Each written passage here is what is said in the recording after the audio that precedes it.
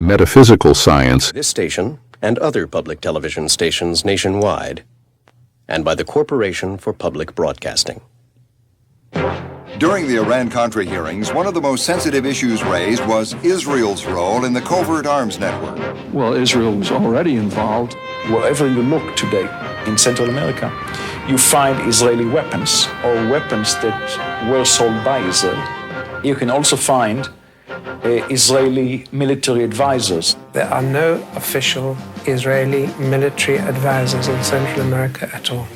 Frontline investigates the history of our strategic alliance. Tonight, Israel, the covert connection.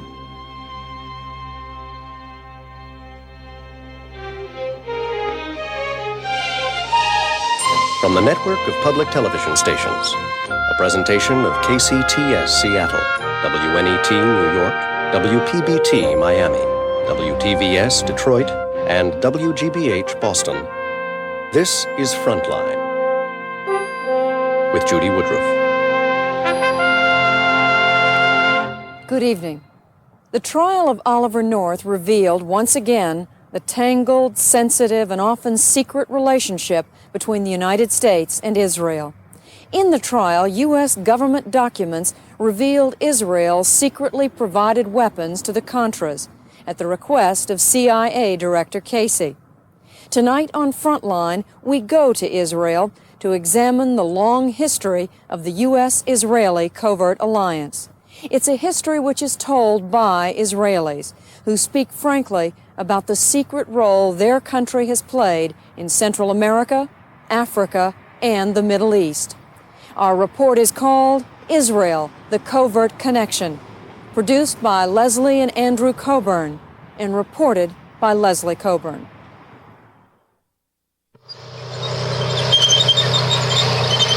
We had an idea, and it was called Israel, strategic ally. It was a simple idea, and yet a big one. We believed that Israel was not just the object of our sympathy and our goodwill, but a full-fledged partner with the United States, a partner fully capable of contributing to our security. Israel's reaction to the Palestinian uprising in the occupied territories is eroding popular support for Israel in the United States.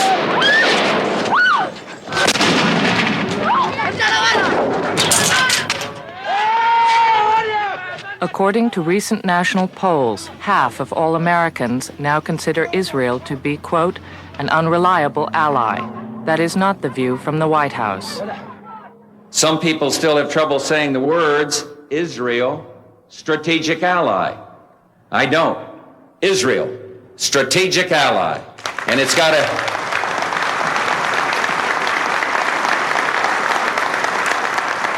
a nice ring to it. The ring of hard, enduring reality. You will demonstrate how you load a shell.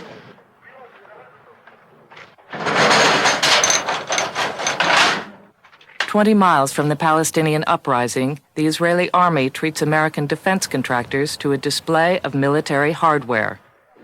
And the soldier will be able to drink water. All he has to do is take that out, pick it up, and he can drink water. The U.S. puts over $2 billion a year into Israeli defense, out of $3.5 billion in total aid. But the Israelis maintain they contribute a great deal in return for that money. What can Israel do for the U.S. that the U.S. can't do on its own? The United States is interested in the stability and peace in the Middle East, and Israel could be very helpful in achieving this goal if we will work together, and we are working together. Was one of the reasons for wanting to have Israel involved so that we could say it was Israel that was selling, and Israel, everyone knows, sells arms. Well, Israel was already involved, and we're going to continue to pursue it in such a way as part of the plausible deniability. That's correct. And part of the plausible deniability. Israel's role was one of the most sensitive issues raised in the Iran-Contra hearings. a point well understood by Oliver North. He and his superiors wanted to sell arms to Iran, but did not dare do it openly. In order to keep the operation secret, they turned to Israel as a cutout. They used weapons borrowed from Israeli stocks and delivered them to Iran on Israeli aircraft. Money from the sales was passed through the hands of Israeli arms dealers. Next question, Mr. Lyman. Senior officials of the Israeli government were involved throughout. When the arms deals were first exposed, the White House suggested that it had been a purely Israeli operation. Was the point of view expressed to you that we have to keep Israel involved in this so that it can be blamed on them if it's exposed? I don't want to use the word blame. I don't think I ever used it, but very clearly, because this was a covert operation. We did not want the U.S. government's hand or role in this activity exposed. When the administration needs help, needs something done discreetly, it can turn to Israel. We have some rules in all these issues, and we regard ourselves as allies and friends of the United States. If the United States want something from Israel, we are very willing to help the United States. Israel has been playing a very vital role. So Israel isn't just a client, it's a partner all over the world. Israeli Professor Benjamin Beit Halami has spent years researching the U.S.-Israeli covert alliance. He is a critic who has found much ammunition for his case in the Iran-Contra affair. We can take as an example the Contra connection. We know that Israel has helped the Contras. We can take other situations in Central America where Israel has been instrumental in supporting regimes, especially military regimes, that the US was very concerned about. The alliance is based on Israel having proven itself to be a very useful ally in a variety of overt and covert operations around the world. It's not a matter of sentimentality. We decided to evaluate and discuss and analyze political events happening in different parts of the world, whether it be in Africa, whether it be in Latin America, Middle East, or Asia. And it was this sort of dialogue that we had together. From 1980 to 1986, former Mossad official David Kimke served as Director General of Israel's Foreign Ministry.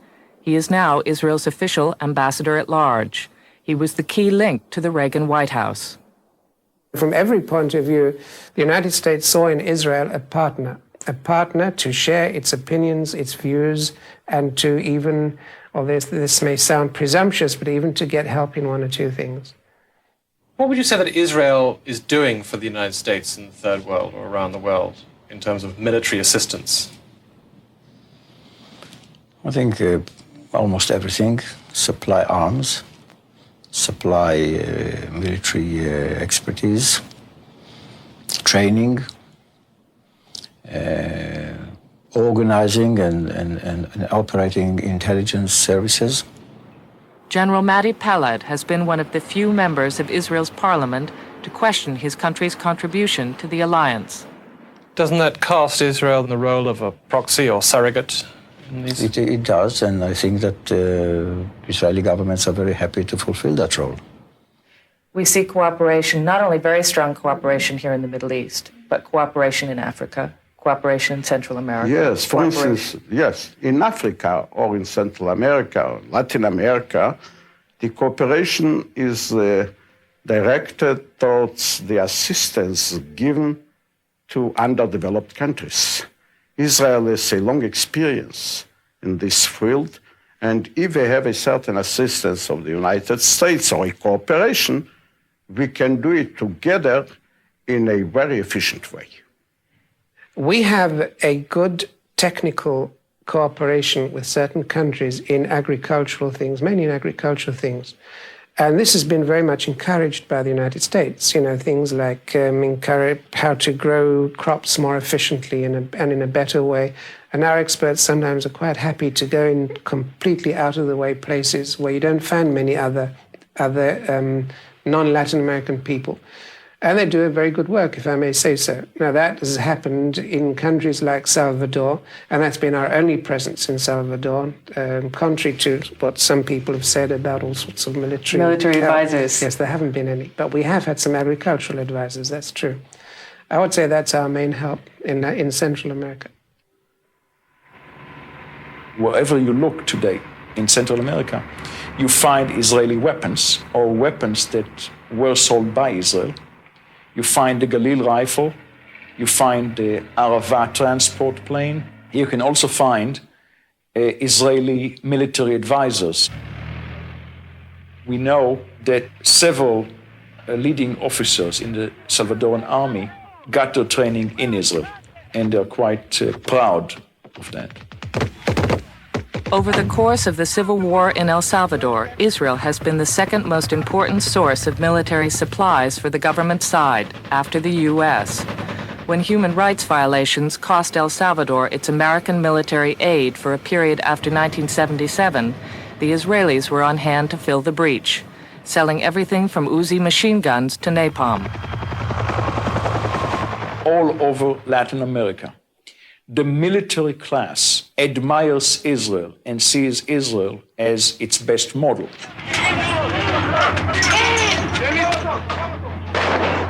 They see the Israelis as more like themselves than the Americans, and they see the Israelis as more ruthless and more efficient in whatever they do compared to the Americans. But Israeli officials insist they set standards for customers of Israeli arms. We do have limitations, and there are definitely conditions and cases where we have not sold. Give me an example. I'll give you an example. If we are asked, for example, for arms used for internal, in order to use it internally against a population that is not that does not lack its own regime, for example, whether it be anti-riot or tear gas, whatever, we haven't sold it. But in Guatemala, across the border from El Salvador, Israel has been heavily involved in the business of internal security. Over the past decade, while U.S.-Guatemalan relations have been strained by flagrant human rights abuses, Israel has remained a steady friend, without protest from the U.S. What Israel has supplied the Guatemalan military has been a computerized system of tracking people. In other words, you can have a computer system which has in it every man, woman, and child in Guatemala, and you can issue identity cards, and then you can follow people around. You can find out where they are, who they are, and whenever they're stopped at a roadblock, you can track them immediately, and then you can arrest them. They may disappear. They may never be seen alive again, thanks to this computerized system. Buenas tardes. Buenas tardes. Aquí venimos. Vengo yo a interpretar esos. Cargamos una lista. We have a list. Y si aparecen en esa lista, if they're on the list, se mueren. They die. Since 1977, Israel has provided not only the computer network, but has been the main supplier of weapons and trainers for the Guatemalan security forces. According to human rights groups, the Guatemalan counterinsurgency campaign has left at least 50,000 people dead. One Guatemalan politician said, quote, "The Israelis do not let this human rights thing get in the way of business. You pay, they deliver, no questions asked." Let's take a country which is known for its human rights, a country like Sweden, say. Sweden sells arms to countries that need arms. Now, you have the wonderfully, beautifully so-called progressive countries don't usually buy arms to the extent that the others do. And therefore, one sometimes sells arms to countries whose regimes one doesn't necessarily like very much. I can assure you Israel would prefer selling tomatoes to hand grenades, if we could. In order to have an arms industry, you have to sell arms, and that's it. You yourself have raised questions about cooperation with certain regimes in Central America or dictators in Africa in the Knesset. Right. What reaction did you get? The reaction was usually that the government maintained its position that these matters would not be discussed in public. And that's it. When the Contra business first got started by the CIA in 1980, 1981, the United States turned to Israel because Israel could offer expertise and weapons and do it without any hesitations and without any political problems. When the administration is blocked from offering direct aid by political pressure or by an act of Congress, Israel can step in very easily.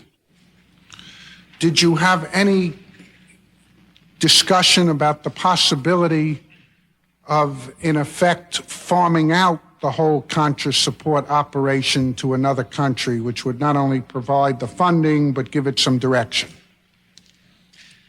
There was some consideration of that. And whose idea was that? Well, I believe it was probably mine. And can we call that country one? Yes, that's correct. Country one was Israel. Former National Security Advisor Robert McFarlane told Congress that Israel had declined to take over the entire Contra operation. But early on in the Contra war, say White House documents, McFarlane had arranged with his Israeli counterpart, David Kimke, for the Contras to receive arms and training from Israel.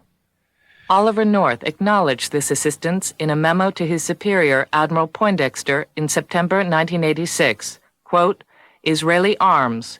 On Friday night, Defense Minister Rabin offered a significant quantity of captured Soviet bloc arms for use by the Nicaraguan Democratic Resistance.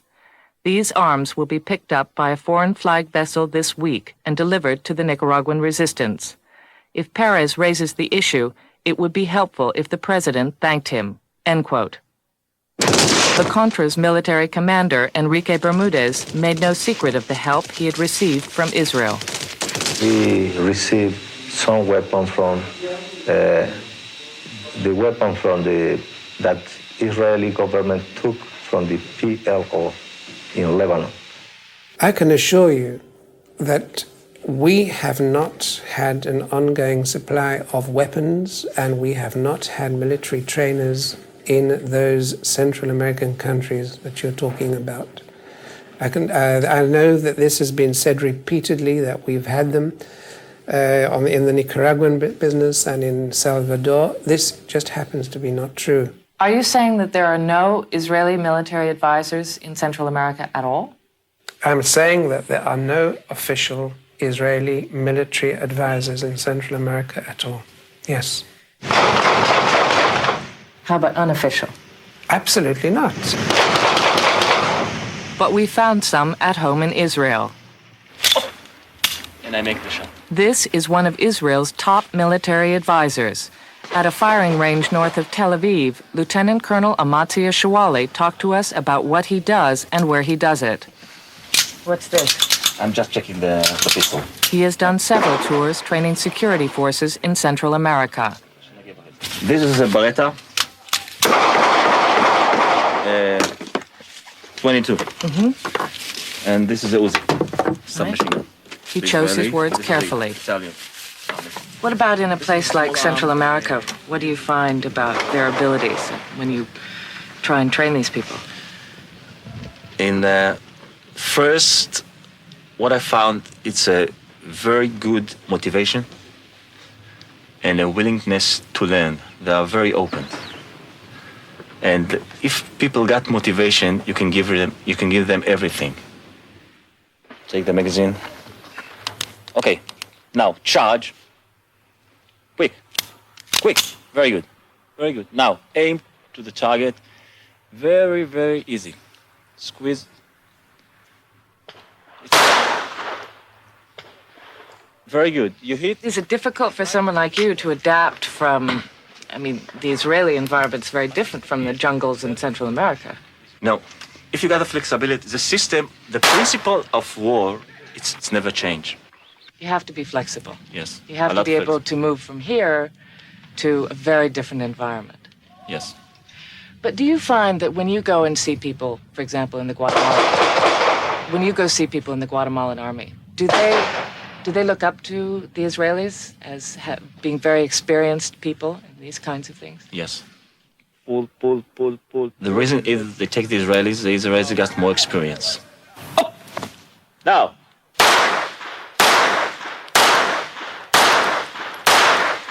Fantastic.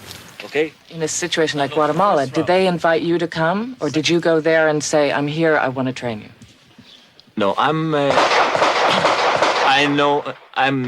known in Israel. And the people that are in their connection in Guatemala or in Israel, if they looking for someone in a job like this, they come to me. There are some people who serve an important role as go-betweens. They develop close relations with some military people, they bribe people, and they're able to get things done on the ground. So these people, as a result, make money on commissions, and there are several Israelis that have done that in Central America. The best known is Pesach Ben-Or. From 1977 on, Pesach Ben-Or was the arms dealer of choice for the Guatemalan military. After 1983, he reportedly became a key operative in the Israeli arms pipeline to the Contras. Have you ever run into someone called Pesach Ben-Or? Yes. Because I know that he works in that region. I was in Guatemala, I was working for Pesach Ben-Or. So he knew about you, your reputation. He knew about me, yes. And he said, this is the man we need for the Guatemalans. Yes. Look, we are a free country. We're a democratic country. If somebody leaves the army and becomes a private citizen, and what he knows is military stuff, and he is contacted or he contacts some guy outside and goes and works for that guy, providing he's not selling military secrets, Israeli military secrets, we've got no possibility whatsoever to prevent him. We don't like it, and we've tried to prevent it, but we have no legal way to prevent a Mr. X from going to, say, Guatemala, for example, and saying, I will work as the bodyguard of Senor so-and-so or whatever. There's no way of stopping it. So when someone is there working for Pesach Ben-Or, for example, in Guatemala, it has no official connection with the Israeli government? Absolutely not. So why was Pesach Ben-Or in a position to ask you to come to train? Had the Guatemalans asked him for people? They said, we need people to show us? No. Pesach Ben-Or, it's a... He's agent of the Israeli army, of TAS, which is an Israeli industry. And if you want a good connection in the government, in the army, sometimes they pay for my training. Sometimes you give them the gift. I mean, to give the Minister of the Defense. That's a work. It's working all the world. The Japanese doing it, the American doing it. I mean, to give it a gift in South America. That if you want to go on, you have to give a gift all the way. I see. It's throwing gift like this. If you want to go, if you don't give a gift, you stop. So you are a gift. I'm a gift sometimes. While still on active duty with Israel's elite border guards, Lieutenant Colonel Shawali says he trained nearly all of the officers above the rank of captain in the Guatemalan army. All of our instructors have this operational experience. Shawali works with Dror Ayal and Yair Klein, marketing and managing directors of the Spearhead Corporation, licensed by Israel's Ministry of Defense. We always prefer to work for governments or for official organizations. In some cases, we would work for private or semi-private, semi-governmental organizations. But in that case, of course, it will be under the complete approval and authorization of our Ministry of Defense. Spearhead is advertised by the Israeli Ministry of Defense as specialists in anti-terror and military know-how. They offered to give us a demonstration of their professional skills.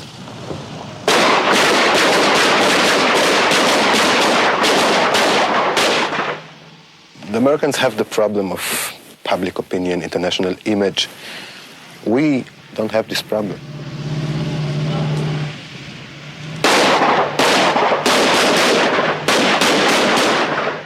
our political views are very much parallel to the American political views.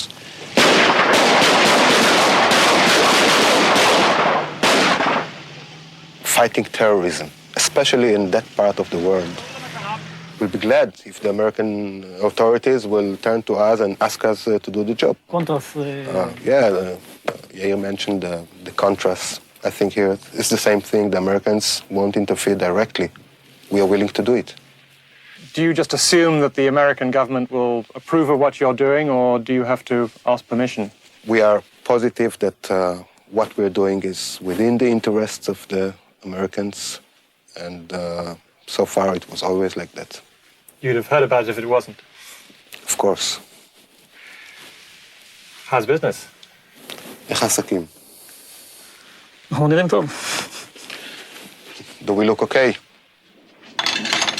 Along with a supply of seasoned advisors and a reliable source of arms, Israel can offer another important service. When regimes in Latin America or Africa find it difficult to persuade Congress to approve U.S. aid, Israel can lobby for their cause. There are a number of third world leaders who believe that Israel is terribly influential in the U.S. and feel that if they can work with Israel, they'll get a better deal. Yes, that myth exists. We have done nothing to encourage it. But I do agree with you that there is such a myth and that it does exist, and people come to us sometimes and say, look, please, we want to improve our relations with the United States. Please help us. It's a major selling point for Israel in the third world. And we can use an example, General Mobutu of Zaire, who suffers from a considerable public relations problem in the US, or an image problem. Basically, when you mention Mr. Mobutu, what people think about is a bloody dictator who has $5 billion in Swiss bank accounts while his people are starving. So this doesn't make him look very good in the US Congress or the US media. And in this particular case, Israel comes to the rescue. Mobutu certainly wanted our help. And I think Mobutu was very unjustly I think the criticism of Mobutu was very, very strong, let's put it that way. And he certainly wanted our help to try and soften it a bit. Yes. When Mobutu is denied foreign aid by the US Congress, and we are talking about something like $80 million, the Israeli lobby starts acting, and within a few short months, Congress reverses itself and gives Mobutu the money. Mobutu wasn't the only world leader with faith in Israel's influence. Did the Shah react the same way?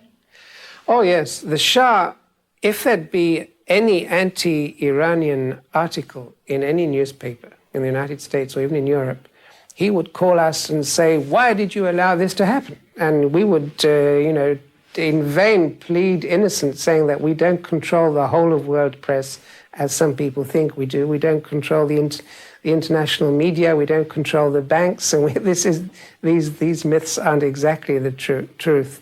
We had one of the Lebanese leaders, Pierre Gemayel. He once said to me, he said, some people think that Israel is a colony of the United States. It's ridiculous. How can they say that? The United States is a colony of Israel. Why don't they know that?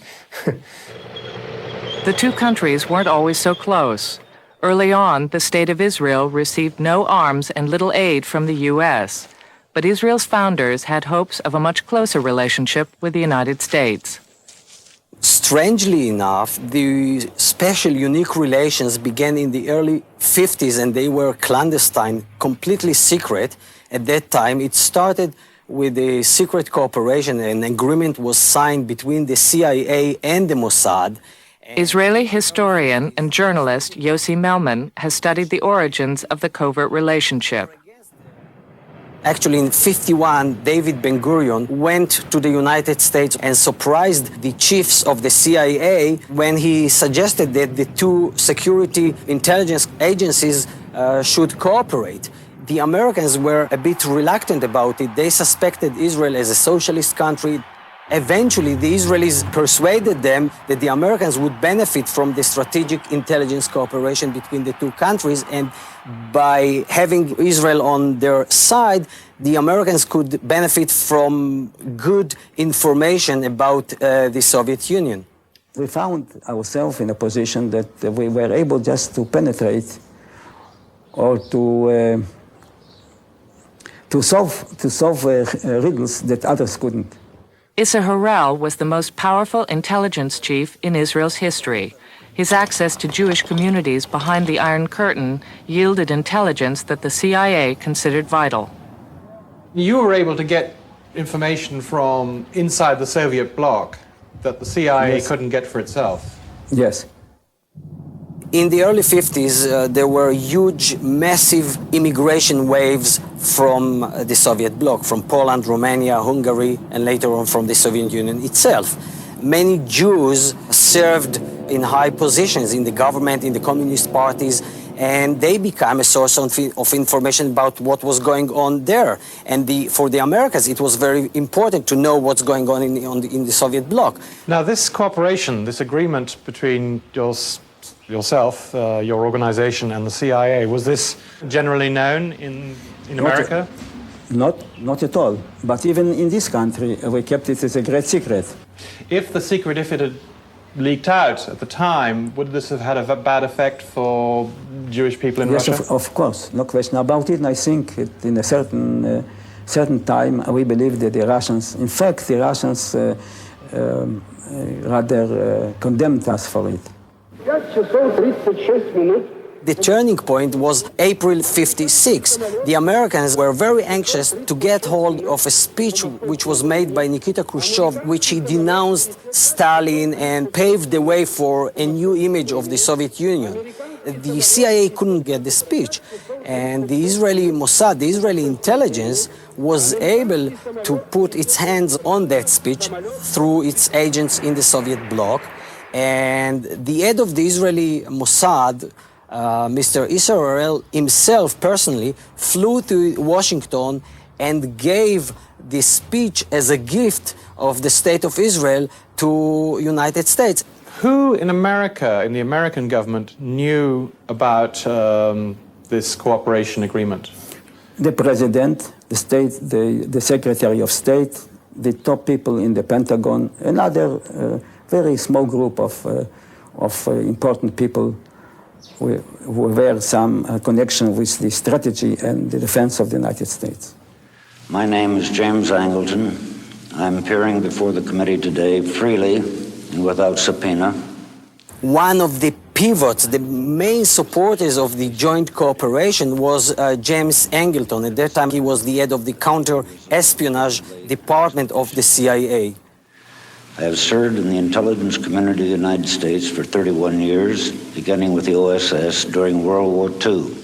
Angleton protected the interests of Israel and later on paved the way for a greater cooperation between the two intelligence communities and between the two countries. He was a great American patriot and was also a friend of Israel as a result of our contribution and our efforts on behalf of the Americans. In 1956, Angleton's friendship was put to the test. Israel, along with France and Britain, launched a surprise attack against Egypt. The Eisenhower administration had not been told, because at that time, America was officially neutral in the Middle East and refused to arm Israel. When the American military attaché in Tel Aviv warned Washington that he believed Israel was going to war, James Angleton convinced the White House not to listen. That military attaché tipped the CIA and the other branches of the administration. But Angleton, probably knowing that it's true, tried to distract the mind of the US administration and said that it couldn't be, that it's not true that the Israelis are planning a major attack against the Egyptians. Angleton kept control of liaison between the CIA and Israeli intelligence for over 20 years. After his death in 1987, the Israelis planted a memorial forest outside Jerusalem in honor of their longtime friend at the CIA. With Angleton's blessing, Israel also served the CIA's interest in Africa. The CIA was financing most Israeli operations in Black Africa in the 1960s. These operations were quite extensive because at the time Israel had relations with about 30 Black African countries and was involved in a lot of things. And as it turned out, this was all financed by the US government. Frontline has learned that under a top-secret program codenamed KK Mountain, the CIA funded Israeli covert activities in Africa with a budget of up to $20 million a year. One product of this relationship was the man who would become the dictator of Uganda, Idi Amin. He received military training in Israel.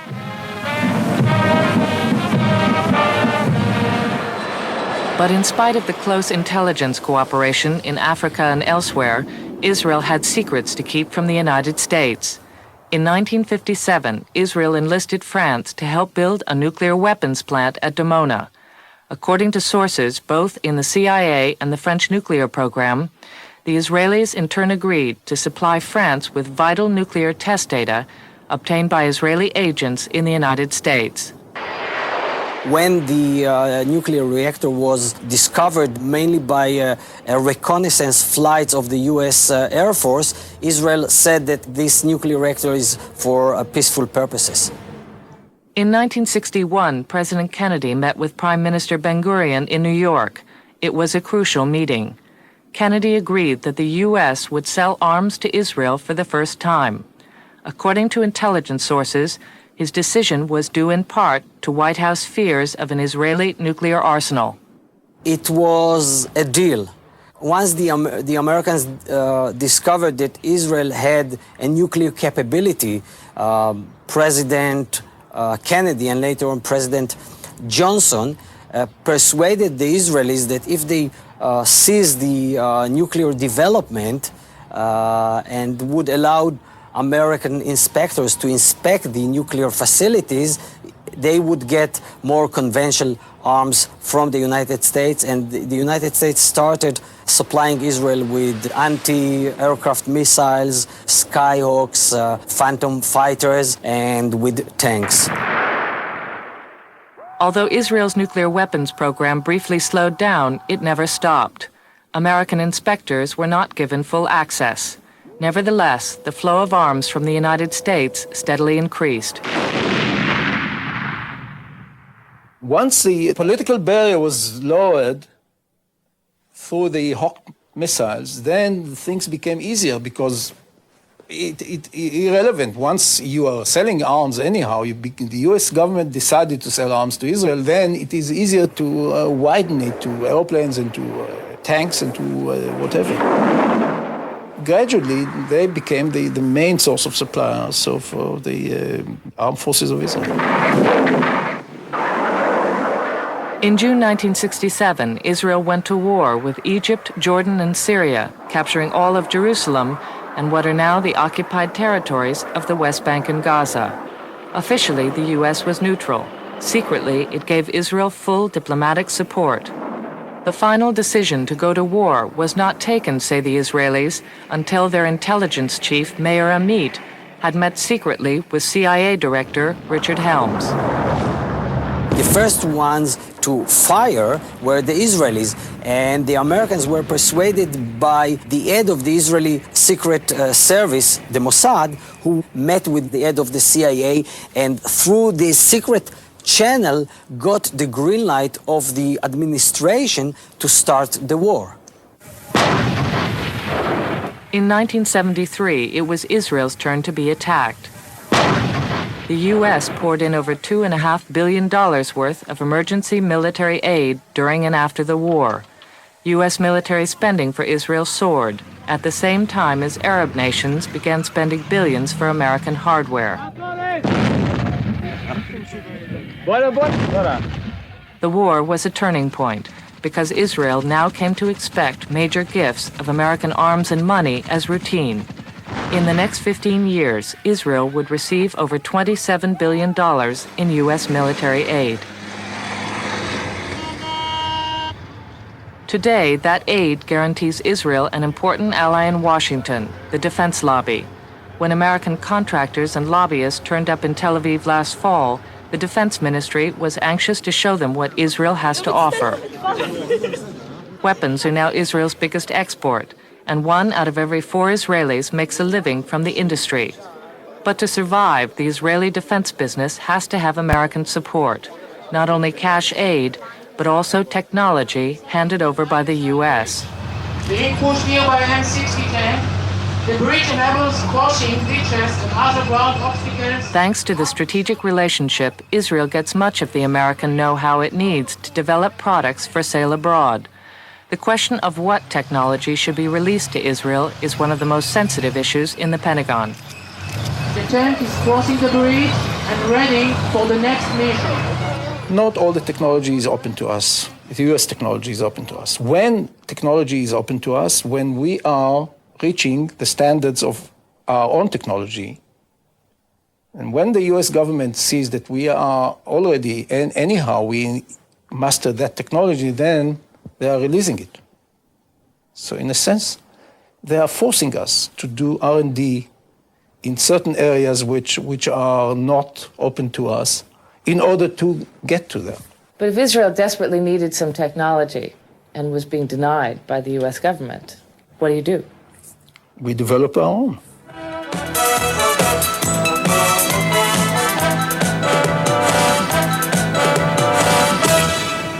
Everything you have just seen has been made under one roof in a small country with big defense problems.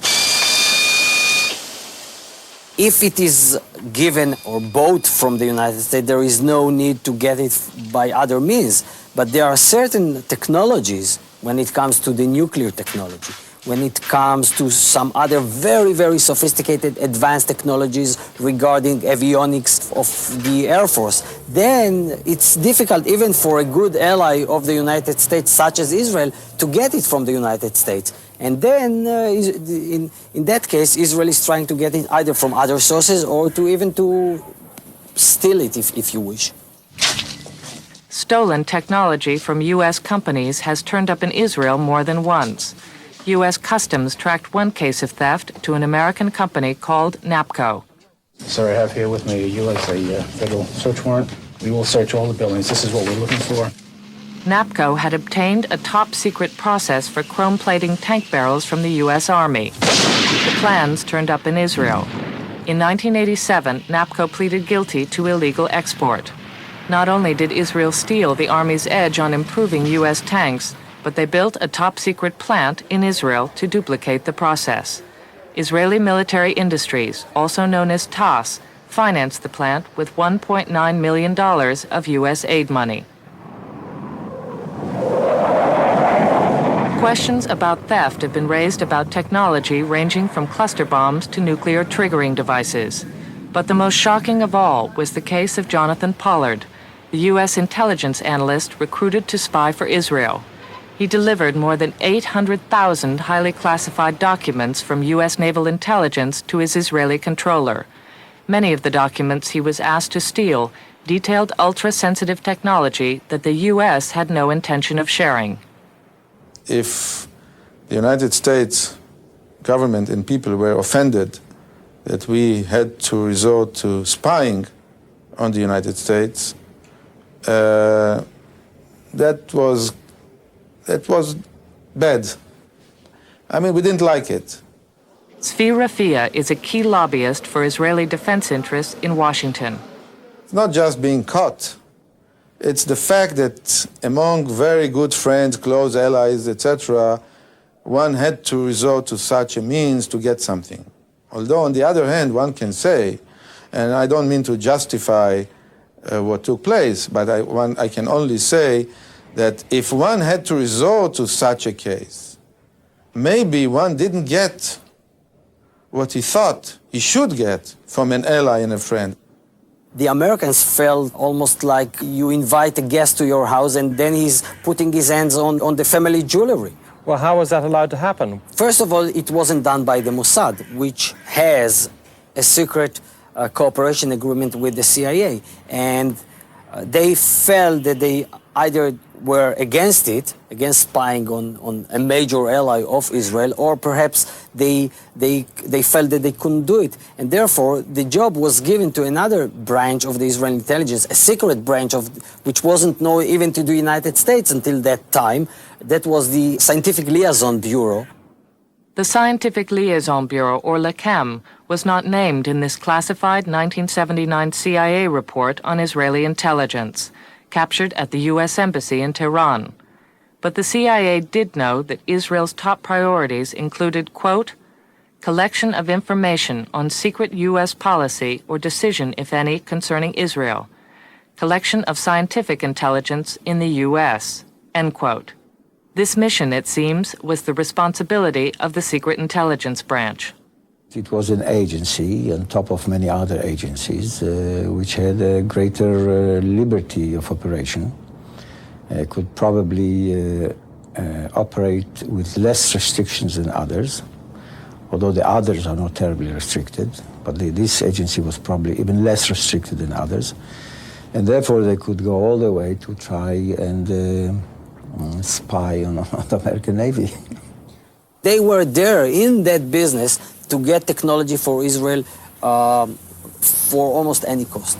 And they were ready to pay almost any price for getting the technology they wanted, which they perceived as a vital for the security of Israel. Whether the United States government wanted them to have it or not? Yes. Yes, by all means. Despite cases of theft and espionage, Israelis hope that such incidents will not upset the relationship they depend on.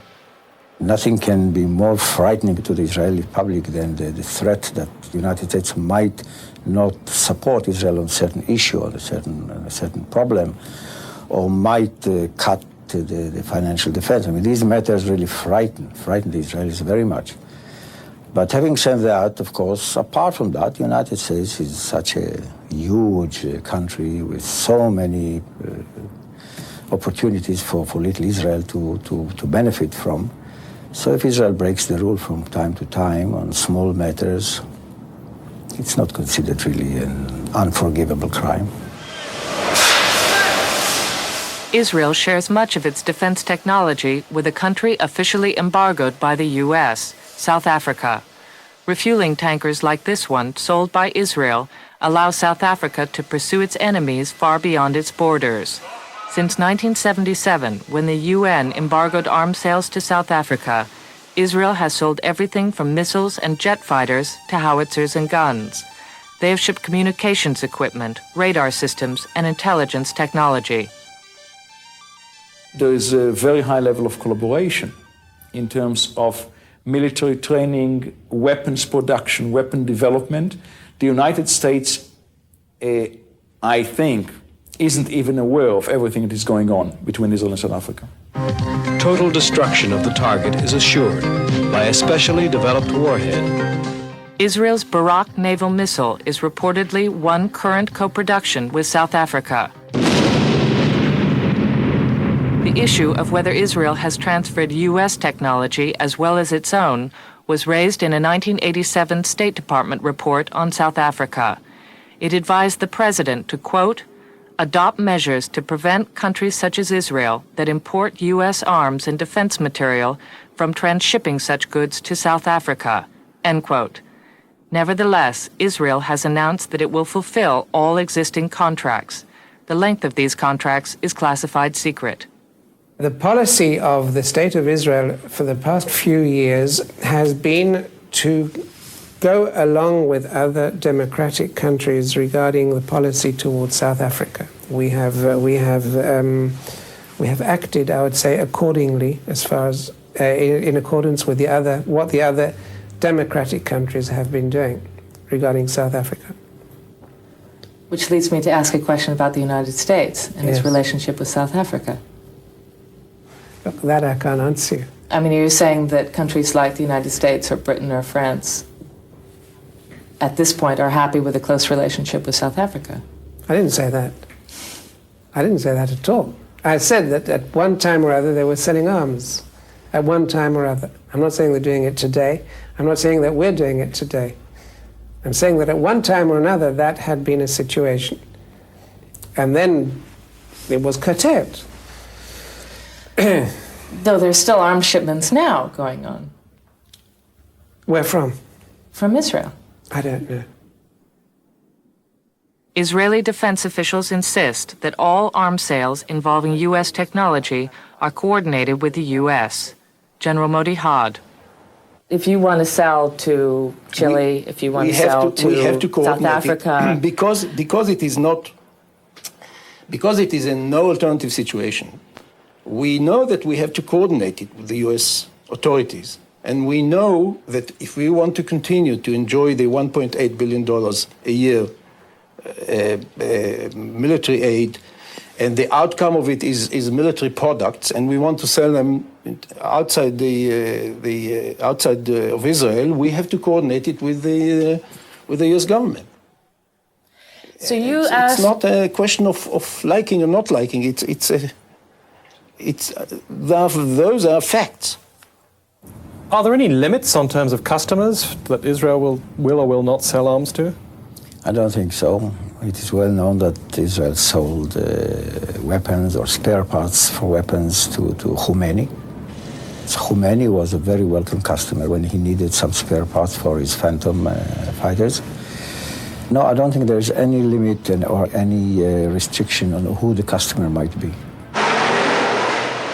When war broke out between Iran and Iraq in 1980, Iran turned to Israel for arms, especially American-made spare parts. Intelligence sources say the war was useful on two fronts.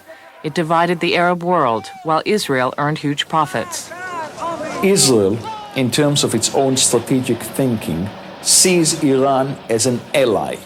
Now, the US does not always agree with this thinking completely, and Israel has had to persuade the US to do all sorts of things. But Israel has been supplying Iran with arms since 1979. This has never stopped.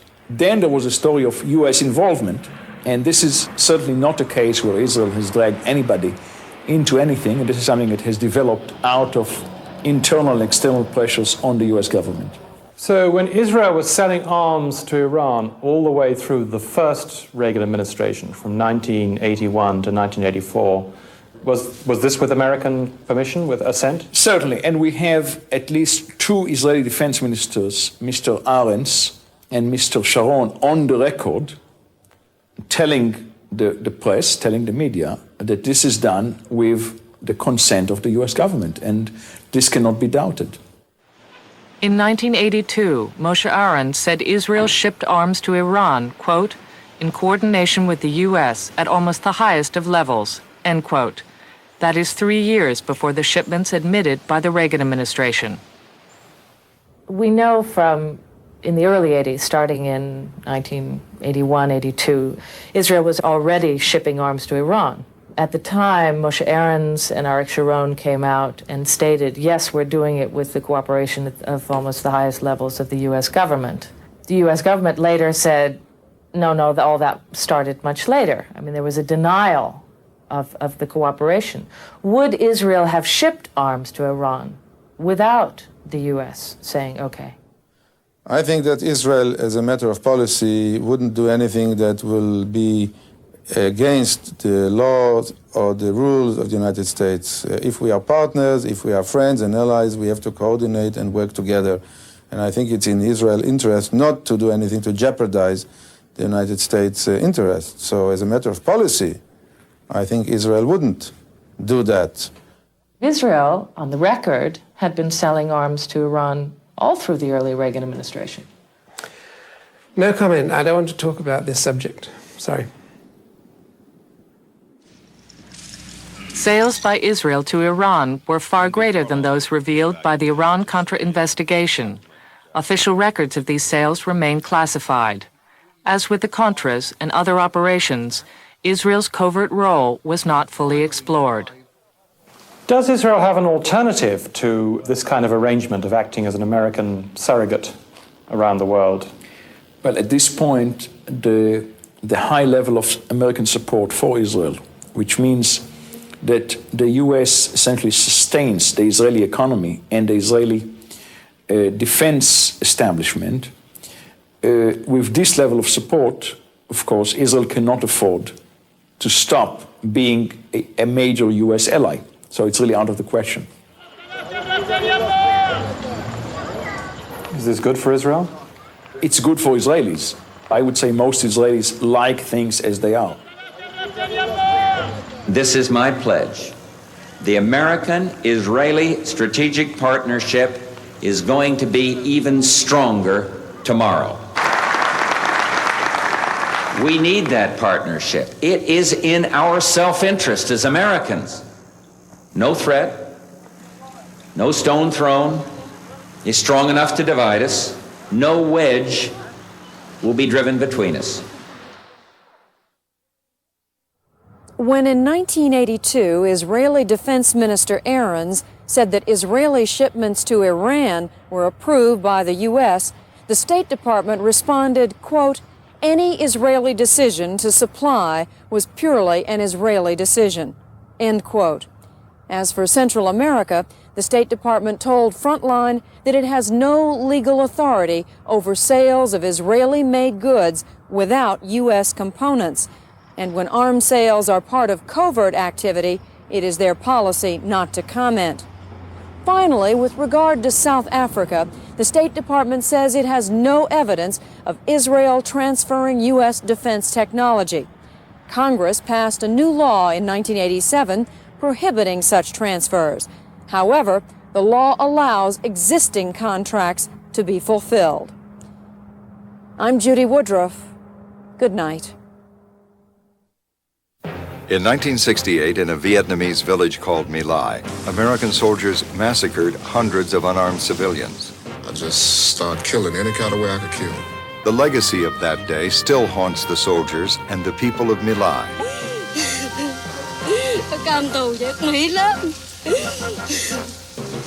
I can't forgive myself. I live with it every day. Remember My Lai, next time on Frontline.